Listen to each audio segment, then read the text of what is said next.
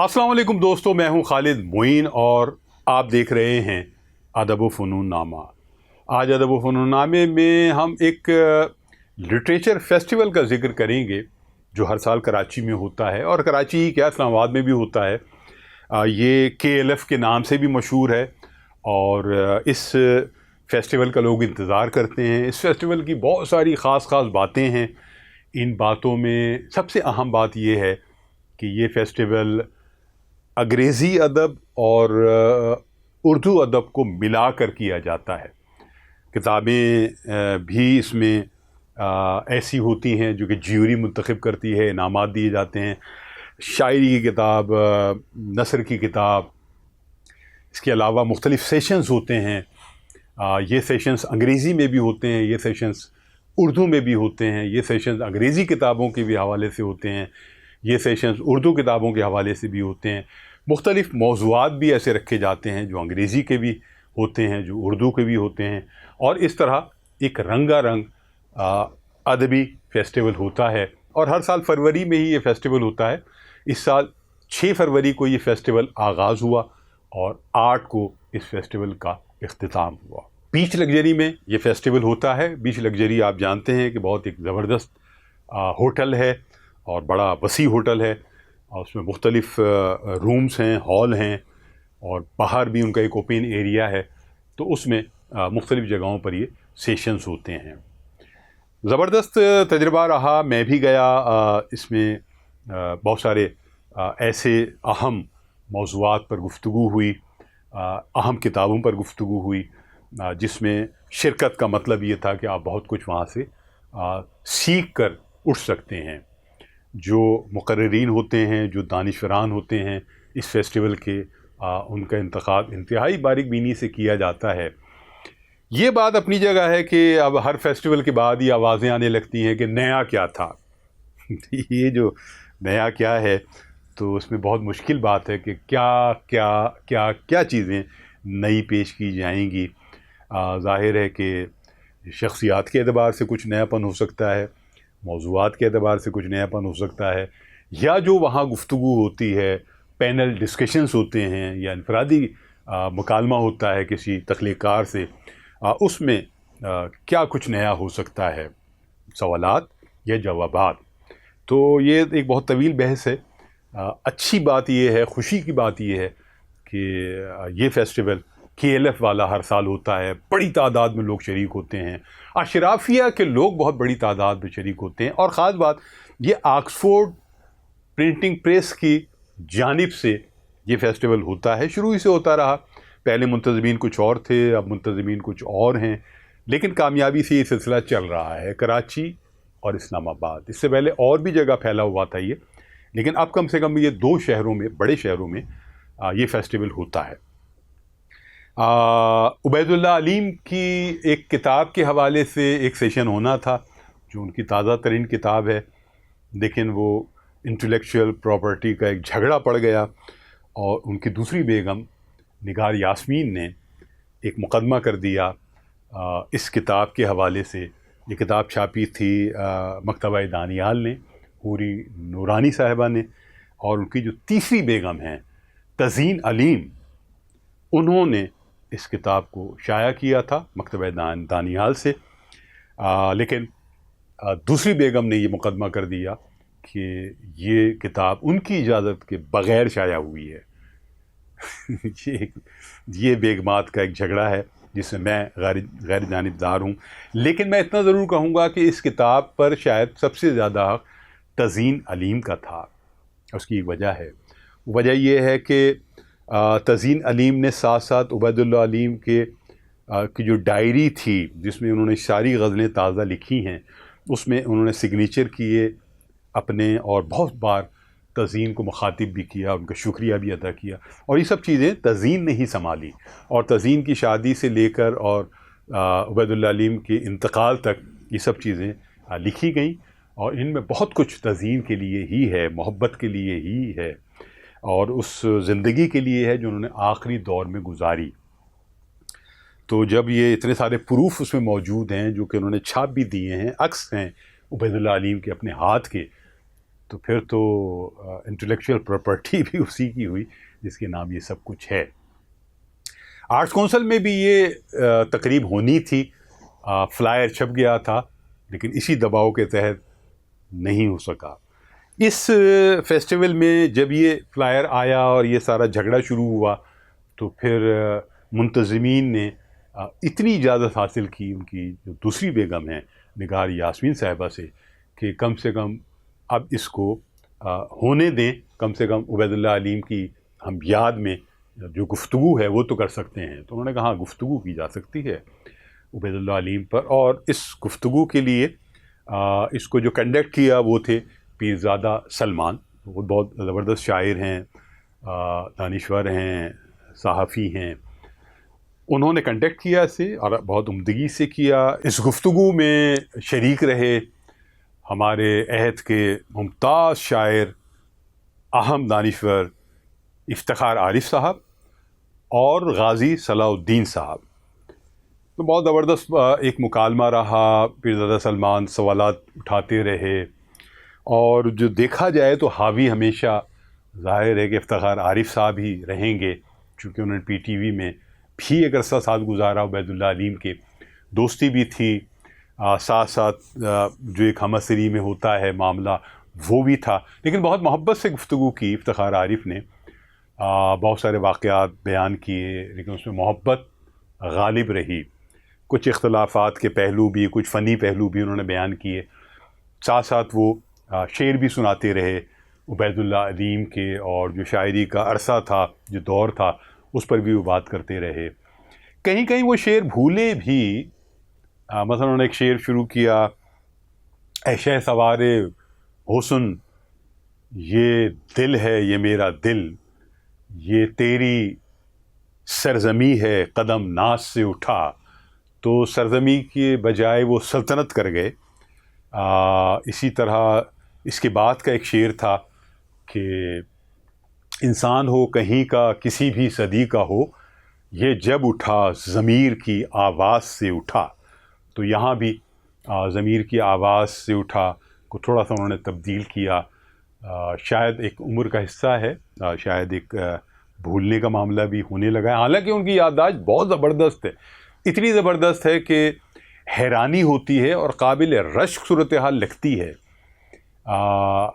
لیکن یہی بات انہوں نے جب مشاعرہ ہو رہا تھا، اس کی صدارت کر رہے تھے اسی کے ایل ایف میں، تو بھی بات انہوں نے کہی کہ اب عمر کے اس حصے میں ہوں میں جہاں اشعار بھولنے لگا ہوں.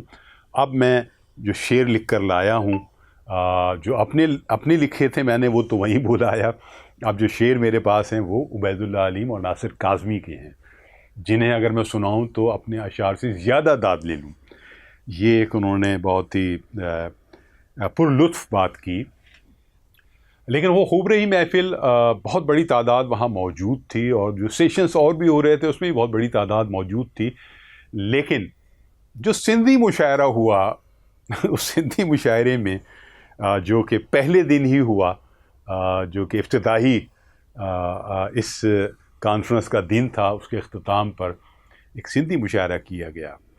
اس میں ہمارے ایک بہت ایک زبردست دوست ہیں، ہم جہد دوست ہیں. انہوں نے ایک تصویر ڈال دی، جو تصویر کسی اور نے بھیجی ہوگی ان کے پاس، اور انہوں نے وہ تصویر لگا دی اور کچھ باتیں بھی مزاح کے حوالے سے لکھی.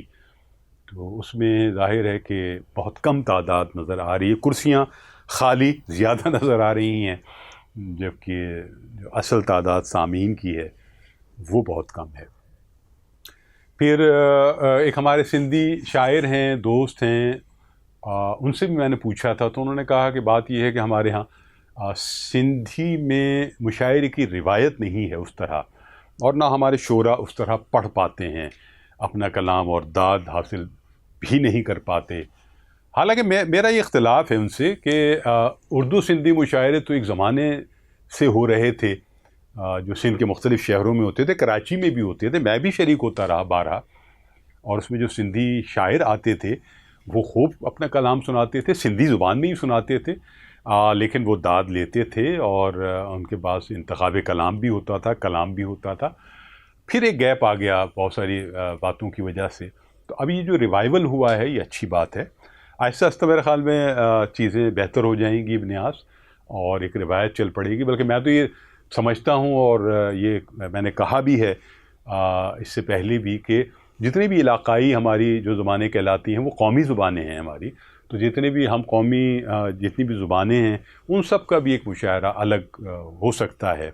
اردو کا اگر آپ الگ کرتے ہیں تو باقی جو قومی زبانیں ہیں، جس میں ظاہر ہے کہ سندھی ہے، بلوچی ہے، پشتو ہے، سرائکی ہے، اور پنجابی ہے، ظاہر ہے. تو یہ سب زبانوں کا بھی ایک مشاعرہ ہو سکتا ہے. خیر، اردو مشاعرے کی طرف آتے ہیں، جس کی صدارت کی ہمارے افتخار عارف صاحب نے، اور ایک زبردست، ظاہر ہے ہمیشہ ان کی صدارت ہوتی ہے. اس کے علاوہ جو خاص شخصیت یہاں موجود تھی مشاعرے میں، وہ تھی ڈاکٹر خورشید رضوی کی. خورشید رضوی صاحب بہت زبردست آدمی ہیں، عالم آدمی ہیں. عربی، فارسی اور اردو تو ظاہر ہیں ہی. وہ بہت اہم کام ہے ان کا. ساری زندگی تدریس میں ان کی گزری ہے. بہت سارے شاگرد ہیں ان کے. کم مشاعروں میں آتے ہیں، لیکن جب آتے ہیں تو اپنا ایک رنگ جماتے ہیں. ان کے پاس جو کلام ہے اس میں گہرائی بھی ہے، زندگی بھی ہے، زندگی کا نچوڑ بھی ہے. اس بار بھی جو انہوں نے غزلیں اپنی سنائیں بہت کمال کی ہیں، اور بہت داد لی انہوں نے.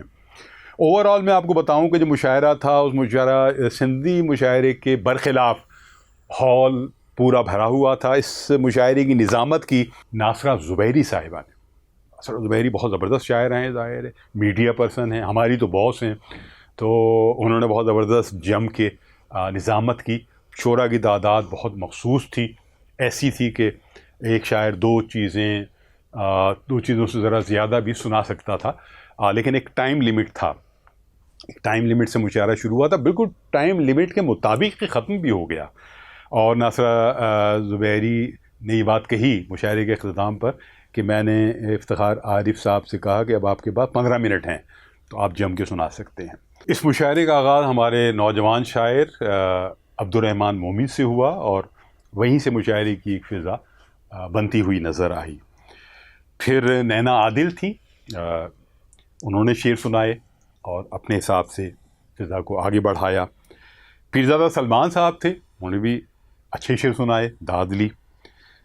دلاور علی آذر بہت اچھے شاعر ہیں، اور ان کی ایک جو مجموعہ ہے، اس مجموعے کو انعام بھی ملا ہے اس فیسٹیول میں.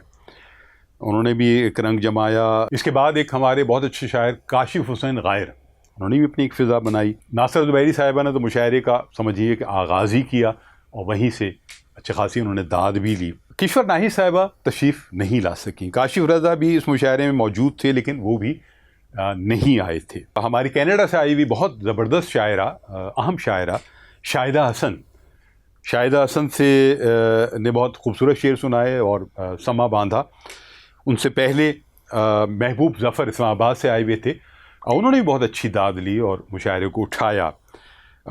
جبکہ اس کے بعد خورشید رضوی صاحب آئے، جیسے میں نے بیان کیا، انہوں نے خوب داد دی. افتخار عارف صاحب ظاہر ہے صاحب صدارت تھے، سب سے آخر میں آئے، اور بہت ساری فرمائشیں ان سے کی گئیں، اور بہت جم کے ظاہر انہوں نے شعر سنائے. ساتھ ساتھ یہ بھی کہا کہ اب میری یادداشت جو ہے اس میں کچھ تھوڑا بہت ادھر ادھر ہو گیا ہے، حالانکہ ہوا نہیں ہے. مثلا انہوں نے بہت جتنا بھی کلام سنایا بغیر ظاہر کہیں دیکھے ہوئے سنایا، بہت کمال سنایا. اور میں نے تو ایسی بھی محفلیں دیکھی ہیں ان کی، گھنٹوں جو ہے انہوں نے کلام سنایا ہے، گفتگو بھی کی ہے. تو وہ کتابوں سے نہیں یا کسی ڈائری سے نہیں، صرف اپنی یادداشت سے ہی سناتے رہے ہیں. بہت پر لطف آدمی ہیں، پڑھے لکھے آدمی ہیں، اور دنیا بھر کا ادب پڑھا ہوا ہے. گفتگو میں خاص ایک طرح کی لذت ان کے ہاں ہے، اور اگر وہ گفتگو شروع کر دیں تو پھر دل چاہتا ہے کہ ساری رات ہی گفتگو کرتے رہیں. اس طرح یہ مشاعرہ اپنے اختتام کو پہنچا. یہ بات بالکل درست ہے کہ مشاعروں کی جو ایک عام فضا ہوتی ہے، ایک عام صورتحال ہوتی ہے، اس طرح کی صورتحال یقیناً یہاں نہیں تھی. بہت بڑی تعداد تھی، لیکن زیادہ تر سامعین خاموشی سے مشاعرہ سماعت کر رہے تھے. اس خاموش سماعت کے دوران کہیں کہیں کوئی شعر ان کو پسند آتا تھا تو اس کی وہ داد ضرور دیتے تھے، اور اختتام میں اپنی جو پسندیدگی ہے اس کا اظہار وہ تالیوں کے ذریعے کرتے تھے. یہ جو فیسٹیول ہے KLF کا، اس سے پہلے بھی میں نے کئی مشاعرے اس کے پڑھے بھی ہیں، دیکھے بھی ہیں. تو عام طور پر بہت زیادہ ایک پرجوش مشاعرے یا داد فریاد کے ساتھ نہیں ہوتے.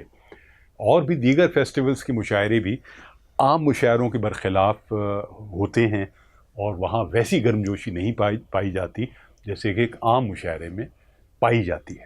اور اس کی وجہ یہ بھی ہو سکتی ہے کہ جو سامعین فیسٹیول کے مشاعروں میں آتے ہیں وہ اتنے تربیت یافتہ مشاعرے کے حوالے سے نہیں ہوتے، لیکن آج نہیں ہیں تو کل ضرور ہو جائیں گے، تو توقع رکھنی چاہیے.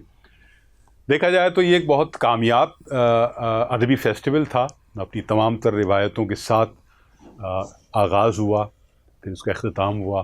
بہت سارے لاجواب یادگار سیشنز ہوئے، بہت ساری کتابوں کی رونمائیاں ہوئیں، بہت سارے ٹاپکس پہ جم کے گفتگو ہوئی، اور ذرا سا آزادہ روی کے ساتھ بھی ہوئی.